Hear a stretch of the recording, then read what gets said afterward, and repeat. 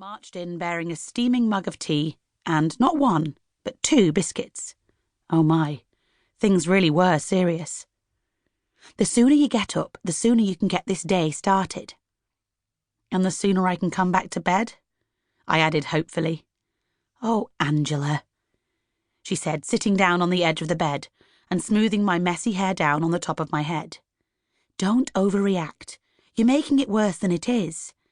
Everything is going to be fine. When has your mother ever steered you wrong? This didn't seem like a question that needed answering with a tremendous degree of honesty. Drink your tea, jump in the shower, and I'll have your breakfast waiting. Your dad is raring to go. Classic Dad, I replied as she walked around the bed and tore open all the curtains. This day was coming in whether I liked it or not. I don't know if I can do this. I should have known not to push my luck. The sympathetic lift of her eyebrows folded in on itself until it evolved into its final form. Annette Clark's trademark glare. I shrank back against the pillow. It worked when I threw a tantrum in Woolworths when I was 3, and it worked now. Angela Clark, I will not have this attitude, Mum declared from the doorway, hands on hips, frown on face. Downstairs in 10 minutes. Today is the big day. You need to be up and dressed before everyone gets here. Whatever you've convinced yourself of, things aren't going to go better with you in your bed, are they? With one last forceful look, she closed the door and left me alone. I might have left home when I was 18, but I would know the sound of Mum's purposeful march down the stairs anywhere with my eyes closed. And I also knew when she was right. Stretching my legs, I pushed away my blankets and felt for the floor with my toes. It was all going to be fine, Mum said. I put one foot on the floor, followed by the other. There, I was officially standing. The day had officially started. All I had to do was get up, get dressed, and meet the day head on. No turning back now. Chapter 1. 1 year earlier. I am a woman who has it all, I said quietly, staring at my own face reflected back in the screen of my iPhone. I am a woman who owns her power.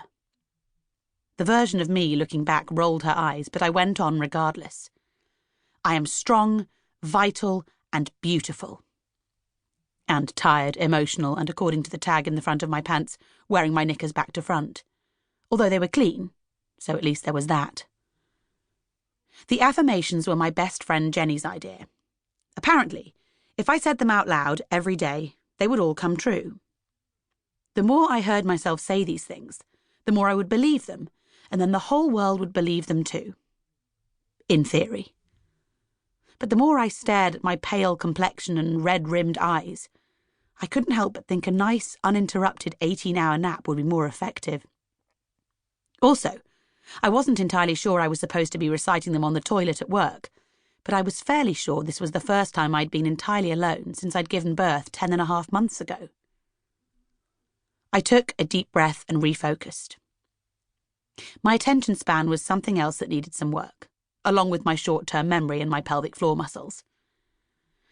There is nothing I cannot accomplish when I put my trust in the universe, I said, breathing out. Jenny said the affirmations would open up my subconscious and allow me to contact my inner goddess, the divine feminine energy. But so far, mine was nowhere to be seen. Probably out dicking around with all the other inner goddesses who hadn't got up 5 times in the night with a teething baby. Lifting the phone a little to improve the angle of my selfie, I really looked at myself. Jenny said you had to look yourself in the eye when you were doing it, and I didn't have a mirror on me. Maybe there was something in these affirmations after all. Sleep deprivation didn't do much for a girl's dark circles, but my cheekbones looked killer. I tapped the photo editing app Jenny had also installed on my phone and swiped through until I found my favourite filter, trying to snap a picture to send to Alex, because nothing says I love you like a selfie taken on the toilet. Hello? 3 raps on the cubicle door and I jumped out of my skin. My phone slipped out of my hand, fell between my knees, and plopped directly in the toilet bowl. "Excuse me, do you have any toilet paper in there?"